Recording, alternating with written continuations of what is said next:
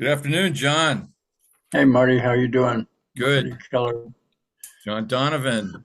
Hey, Welcome, everybody, to our Intentional Living podcast. Marty Keller here in Sacramento, California, John Donovan in Oceanside, California.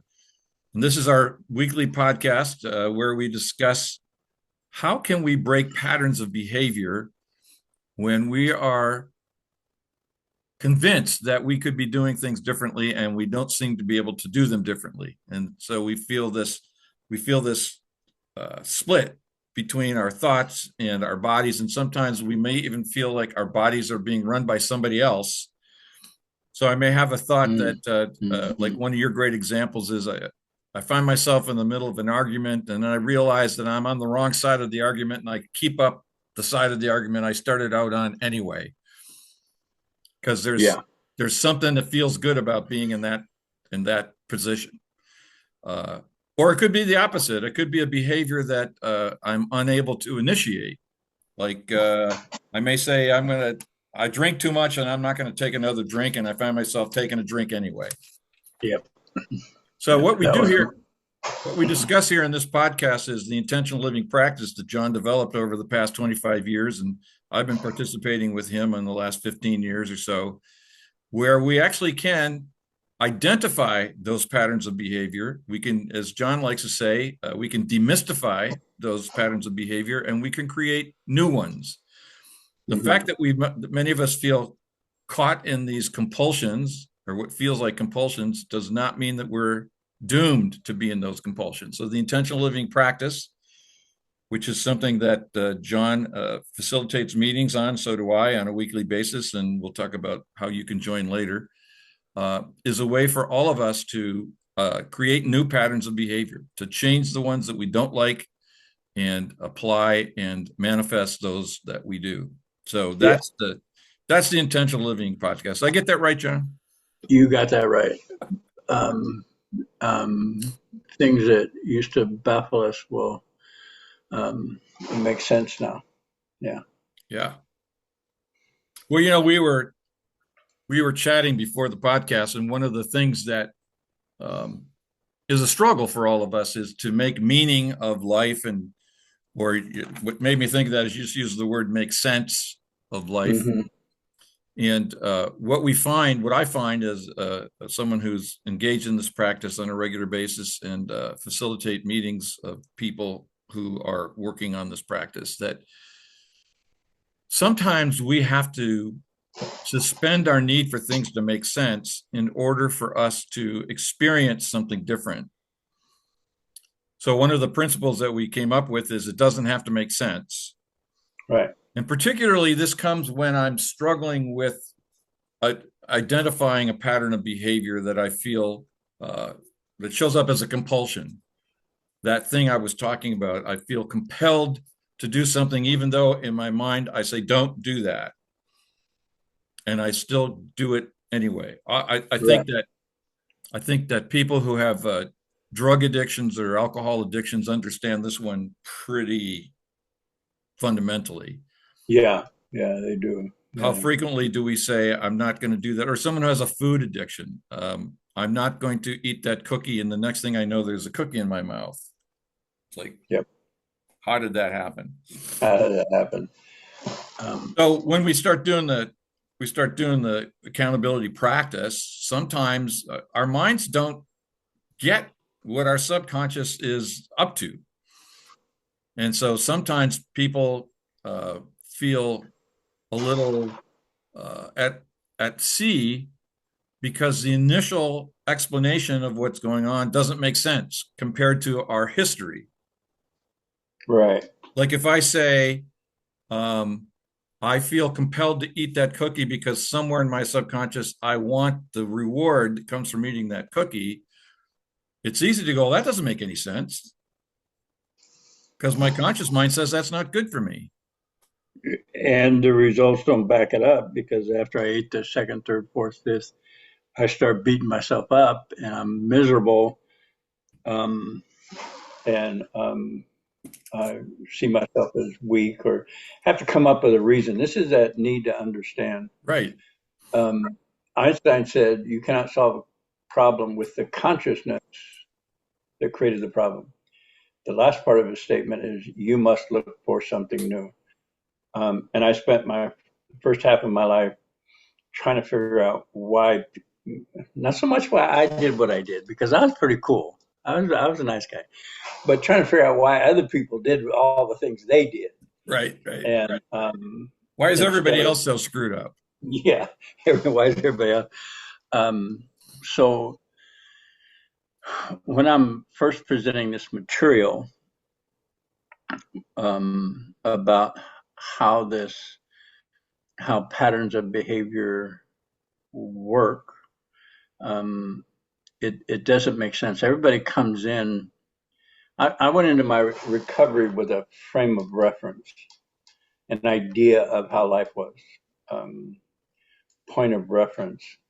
And I could understand anything in relationship to that point or frame of reference. If somebody said something to me that was out of my frame of reference, I didn't understand it. Now, if somebody was talking to me about quantum mechanics, I could understand this is above my pay grade. Okay. Other people talking about just be kind, that should be in my pay grade. I should understand. So I would try to I would either think that what I was doing was kind, or frame a behavior that I had that I that I considered kind, and yet I found no peace, or I found no connection, and always found myself separated, isolated, and alone. So one of the things that this work has given me, new information, is that my definition of a concept like kindness. Kindness is a concept of how I framed that word was within my frame of reference. So I actually had kindness mixed up with codependency, or doormat, or weak, or naive, or letting somebody in that might harm you. Um, Or so maybe people pleasing? people, there it is. That's what I was looking for. Making people feel good, or doing what I thought they asked me to do. People pleasing, so that I wouldn't have to be in conflict with them, or in any kind of dynamic that didn't feel comfortable for me. So I would people please, which left me abandoning myself. So I was afraid of abandonment. So I people please. I don't want you to go. So I'll whatever. And this wasn't conscious. It wasn't like I woke up in the morning, wrote this down bullet point form, and that was the behavior. People please. And what I found is pe- pe- pe- people kept leaving me. They kept leaving. It's Huh. like, what the hell? What's going on? I'm bending over backwards. I'm a nice guy, and you leave I'm anyway. kindness personified. I'm kindness personified. And what I found out was that idea of kindness to them excluded me. Kindness is inclusive of all parties, which made no sense to me at that point. Now, doing this work, sorting this out, being accountable, talking about this over and over, I've reframed my concept of what kindness is, which includes me. I get to receive the kindness also. And what I found is, I don't know if how I'm going to say this, but what I found is that what I thought was kind was actually a bargaining chip that I was holding, bargaining for attention, bargaining for staying with me, bargaining for uh, instead of giving. See, kindness comes from the heart, and it's without an expectation that anything come back. I always had an expectation if I did this for you, I would receive. And I got backed up by the Bible. They say, give one and you get 10 back. And I'm like, I've been given a lot of ones here and I don't see no tens. I don't even see another one coming back. Uh, so Well, that, it's like what I'm hearing you say is that genuine kindness, like genuine love, has no conditions. no condition. But we were raised to have to set conditions that we might not even have Yeah. been conscious of. Right. So when you Yeah. said what made me think of that is when you use the word bargaining, that's the condition that, I'll give you love if you give me X. Yep. Yep. Yep. And again, I utterly get what you're saying because I had the exact same experience in my life. And it took me years, but I had to get into intentional living meetings to begin to see that. And I think that the larger point to be made here, particularly for the newcomer who might be watching this for the first time, is that part of our challenge is to learn what that frame of reference that we're looking at the world through might actually be. Because that's the human condition. We're all required to see things through a particular frame. That frame is elastic. It's that the good news is it's a dynamic construct. It's not something we have to be stuck with. And the challenge for us is that the more we can be aware of our frame, the more power we have to leap past it or to make a new frame. Yeah. And for me, Yeah. that's what the intentional living practice did. Initially, it was an experience. It wasn't a thought. I mean, thoughts were part of it, of course, but it was an experience that brought me into my body, my present moment reality, and opened the door to my subconscious, where almost all the action is. And by definition, if only 5% of our mind can operate on the conscious level at any given time, that 5% is also a frame. And not to mention that the entire mind is a frame, but the accountability practice helped me create something new, experience something new. And that's that newness that you were talking about a minute ago that Einstein was recommending. It's like, how do I do that? How do I get to a new frame? How do I get to new information? How do I get to a new experience? I want to give an example. I want to give an example of how this works. I remember going into several 12-step meetings and really not wanting to be there, not knowing or not admitting I was an alcoholic. Maybe I had trouble with drinking. Yeah, maybe I could adjust my behavior and I'd be better. But not ever owning I'm an alcoholic. So I go into, I don't know, the third or fourth meeting I went to, and they were checking in, and I found myself responding in the check-in. They go, hi, my name's Bill. I'm an alcoholic. Hi, my name's Sarah. I'm an alcoholic. And it got to me. I just followed suit. I didn't think about it. I put my hand up. Hi, my name's John. I'm an alcoholic. And what happened, I voiced this. What was different is nobody challenged it. Nobody tried to fix me. Nobody said, no, you're not. I was in a room full of people who were judgment-free and blame-free. And I had never experienced that before. So my frame of reference was like, whoa, this is new. So now that experience, whether it registered in my cognitive mind, because it didn't, this is in retrospect of what happened when I did it.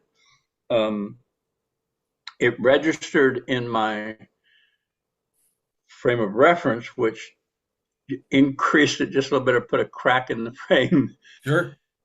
that wasn't there. So now other things became, I want to say, viable, or I became curious about, or something shifted. So the frame of reference is, up until that point, my experience of life the way it was, in doubt about my not really wanting to admit I was an alcoholic, all this stuff. And then when I heard myself just say the truth and then be in this blame-free, judgment-free zone, I registered an experience that was different than I had ever experienced before, which is now part of me, which I bring into the next moment. And that frame of reference just grew a little bit. So, and it was an incremental progression of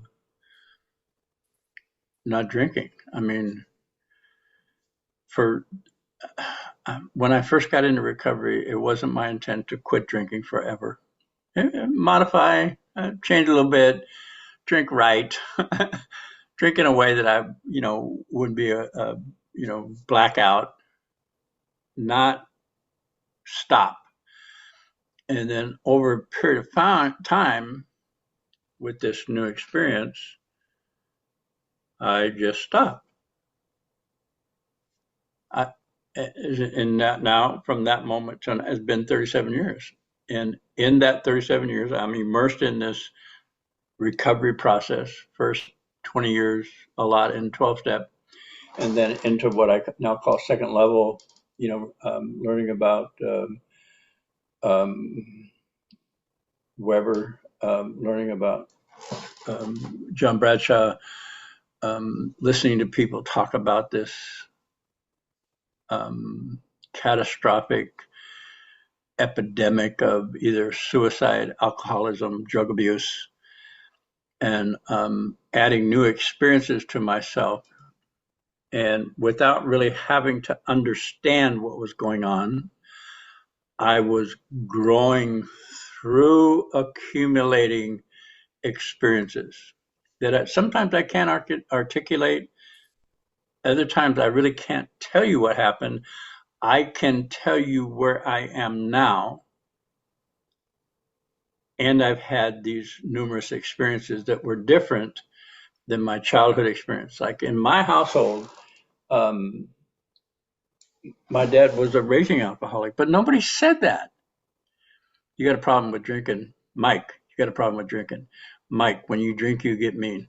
Oh yeah, but next time I will. Yeah, Mike. You go on and you don't work for 6 months out of the year. You think there might be a problem? Oh yeah, I'll work on it. It was like, no, Mike. This is, hi, my name is Mike. I'm John's dad, and I'm an alcoholic. Boom, something different. It never happened. Never happened. We always talked around it. He had cirrhosis of the liver, and you know how you turn yellow. He blamed that on malaria, Second World War. Well, I had malaria. Dude, you think you've been drinking nonstop for the last 20 years, that it might affect your liver? I don't know. No, I had malaria. So, and then I broke that don't talk, don't trust, don't feel in that room, said the truth. My frame of reference opened. My willingness to do something different started. My curiosity about what the heck's going on here. It's like, all I could say is I want more. I couldn't tell you what more of, but I wanted more of whatever this is. Whatever they got out there, whatever they're doing, I want some. I want it. I didn't understand it. And that's one of the things I wanted to say when we started this. If you have a need to understand everything that's going on, I see that as a block to expansion. Because if you could understand it, you would already be there. You'd be some other place. So the need to understand, and I get this a lot with working with addicts and alcoholics. It's like, let me understand what you're saying. Well, okay. And then they tell me what they heard me say, and I go, no, that's not what I said. Okay, let me. Then they frame it another way, and then, or they'd say, when you said be honest, I remember. Oh, I've been being honest. I was honest that last time. It had nothing to do with what I was saying. They were coming from their frame of reference, which I'm telling them is the problem. You cannot solve a problem with the consciousness that created the problem. You're using what you know to solve a problem that you created, that you're in, and don't know it. So the need to understand is a block to, in my estimation, expansion or growth or healing or recovery or whatever it is you're looking for, peace of mind, kindness, honesty. And this word is really cool. UNDER, understand. What does that mean? Okay, so if I have an experience, I am now standing under the experience. Now I understand. I've had the experience. If I have a frame of reference that won't let that experience in, then I'm not understanding other than what I already know, and what I already know got me here. Well, the genius of the accountability practice, again, is that it begins by bypassing the mental process. Yes. It bypasses that. So even though oftentimes it starts because we have a thought, I'm fucked up, she's fucked up, whatever. Yeah. Yeah. In the process that you have taught us, it's like, okay, so how do you feel when you say that? So it's like move from here to here. And for most of us, at least our initial feeling is going to be somewhere in the region of our gut. Yeah. And sometimes we have feelings, our face gets flush, or our arms get tingly, or our legs get tingly. So it's in the body. The minute I'm in the body, I'm bypassing thought. Even if it's that little crack of time that you were talking about, the minute I'm only in my body, then I'm in a new space by definition. And I have access to something that's imaginal or new. I can imagine something different. Inspiration, just a thought. Oh, well, maybe because I drank so much. Oh, right.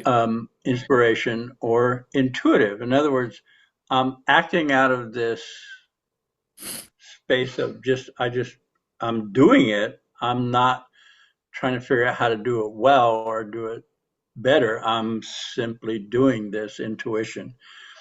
Right. And those experiences embody and become part of the new frame of reference. Right. Which is growth. I'll give an example. I've used it on this podcast many times, but I haven't used it for a while. But it's the time I had my first breakthrough with you, when I was complaining about suffering from fear of bankruptcy and fear of indebtedness. And so I couldn't solve the problem on the level of the problem. I couldn't figure out how to get more money. I couldn't figure out how to spend less money. I was stuck. Right. I was stuck like a squirrel chasing its tail. Yeah. And I remember you led me through the tree.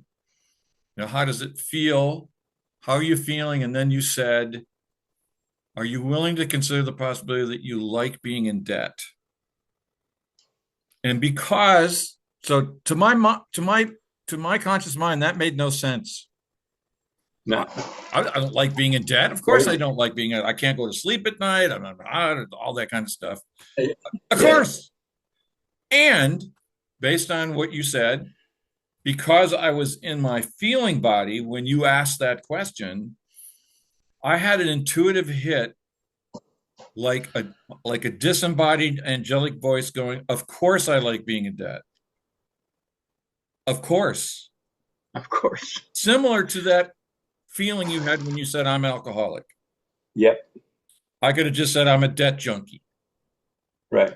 And so there's something about the experience of being out of my head that made space for that intuitive voice to go, of course. Of course. Which, if we were just having a dialogue without going through the emotional energetics of it, I never would have got there. Yeah. Never. Yep. But the minute I got there, here's the key thing to really get. The minute I got there, it changed my subconscious forever. Yep. It changed everything forever. I can't say that from every second beyond everything was 180 degrees different, but eventually it was 180 degrees different. Yeah. Yes. Yes. Because the new frame had been, the foundation of a new frame of reference had been laid. And Right. like you said, I didn't know this until I had that experience. Up until that moment, I didn't know this what I wanted. And then I had that experience and I wanted more, like Yep. you were saying. Yeah. Whatever And just happened, let's make that happen again. Whatever that was. yeah, yeah. Like Yeah. a light got turned on and revealed stuff I couldn't see before. I want more light, please. Yeah. Yeah. Yeah. Yeah. Yeah. This is what But here's the other thing I'm, I wanted to note again for the newcomer is that the reason this doesn't work, the mind can't do this thing is because the mind can only comment on what's already happened. correct. So the mind is basically a commentator. The mind like explains stuff, but we've already had it happen to us. And so what we're trying to point out is that as long as there is an unquestioned or unchallenged frame of reference, the mind can only comment based on a previously existing frame of reference. Correct. And then because there's actually no separation between feeling and thought, even though we think there is, when Mhm. we continually think the same thoughts over and over and over again, I can't get out of debt. My life is screwed. It creates an emotional resonance, fear, stress, anxiety that reinforces the thought. And so Yep. we're like in this little black box of unchangeable anxiety, fear, whatever, and we're there because we're addicted to it. It becomes addictive. And the Right. drug that I was most addicted to without knowing it was the surge of adrenaline that went through my body in moments of uncertainty and moments of conflict, of rage, and but you couldn't tell me, oh, John, you like being mad, and I would Yeah. Right. argue with you all day long. Yeah. No, I don't like being mad. Well, the truth is, I'm addicted to the chemistry of being mad because that's the only way I can feel anything alive or whatever. And in my subconscious, in that behavior, in that avoidant behavior, I survived my childhood. So the brain goes, oh, adrenaline, stay alive. And it doesn't consider my well-being. It doesn't consider my fulfillment. It doesn't consider my happiness or my ability to connect. It only considers stay alive. And if something happens, go to adrenaline. How do I get to adrenaline? Arrogant, entitled, mean, controlling, and needy. Codependent, alcoholic, rageaholic, workaholic, which all fed me, I want to say, the elixir of life, what I thought was the elixir of life, which was adrenaline. And I had no idea what was going on. It was all in my subconscious. So in a rational world, I had to like look at somebody and explain this. It's like, no, it's like, no, screw you. I don't need to explain it. And you wouldn't understand it. Whatever the rational mind does to keep us out of that feeling tone. Well, I would This bet works. you that you even could find a way to use kindness to get around to the adrenaline rush. Yep. Yep. Yep. I mean, that's the Yep. insidiousness of this. We haven't gone into the details. We can do this next week Mhm. because we're running out of time. But that addictive energy Right. that you talked about, which comes in early childhood, this is not Early something we childhood. generated as adults. This happened before we had conscious choice. Right. And so everything, love, kindness, career, all of these things will be warped by this incessant need to have this particular feeling state. Yeah. Because again, frame of reference, we have no other frame of reference. In fact, next week, I'd like to talk maybe a little bit to illuminate this for people about the love equals. And Yeah. because you talked about you had kindness confused with something, and let's talk about how we can have love confused with the same Okay. kind of Yeah. Yeah. energies. So I thank you for your time as always, John. And to the listener, I hate to leave you hanging with this, but come back next week and we'll dive into this a little bit more. Or if you want the direct experience of what we're talking about, come to one of our intentional living meetings. We have 4 meetings a week at different times and different days. So how to join one of our meetings will be on one of the cards at the end of the podcast after John and I are finished. So we invite you to come to a meeting, spend an hour or two with us, and figure out how this might have value for you, how you can create a new frame of reference for yourself, how you can demystify your own behaviors and generate behaviors that in your adult conscious loving mind you would like to have for yourself instead of the compulsions and fears and all the other things that you may not like about yourself.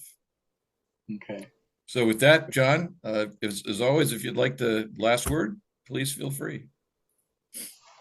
Um, keep coming back at worst. Yeah, and I'm looking forward to talking about that love equals concept, how I got love mixed up with something other than what love is in my frame of reference. Okay, great. Okay, so everybody, you've been properly teased. Come back next week and we'll go into this some more. And I'll see you Okay, then, John. you got it. Take care. You too. Bye. Hi, Marty.